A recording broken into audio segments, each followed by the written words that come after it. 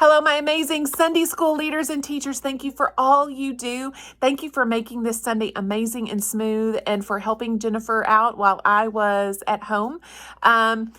I am really even more excited about what God is going to be teaching us through this next unit. And so I told y'all like last week, I was not excited at all, but then God gave me this like vision of we're going to be teaching our kids to stand up for their faith. So this week, when we're standing up for our faith, we're standing up publicly and we're using our words.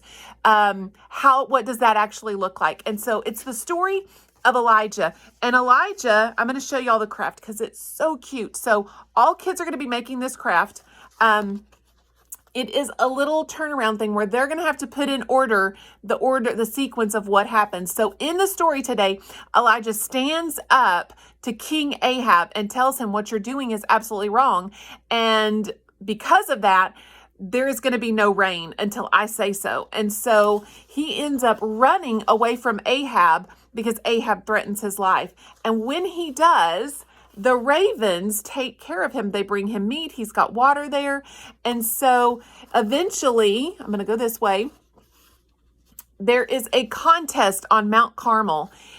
He ends up meeting up with Ahab again and goes, okay, then let's have a contest. You think your God is the real God? I know my God is the real God. And they have this contest on Mount Carmel. And all of the prophets of Baal, they were praising Baal and they were crying out to him. One of the pieces of information that they give is that for the older kids, they tell them that these prophets were cutting themselves. They were cutting themselves in an effort to try to get their God to do this, like light the altar on fire. I would personally not talk about this unless you're in 5th and 6th grade.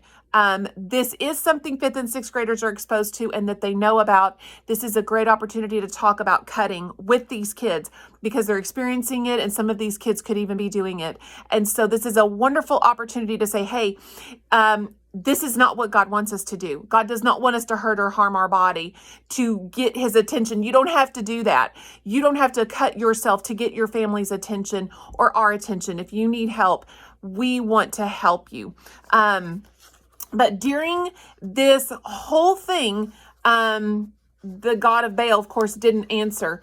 And then you go to the very last scene, and this is where Elijah's praying, and he says, God, I want them to see that you're real. And boom, not only does the sacrifice get burned up, but the altar gets burned up, the dirt around it, and all of the water that he poured on it. And so God made it a very clear sign that he is the one true God. So we are going to be encouraging our kids this week to use their words to help stand up for their faith.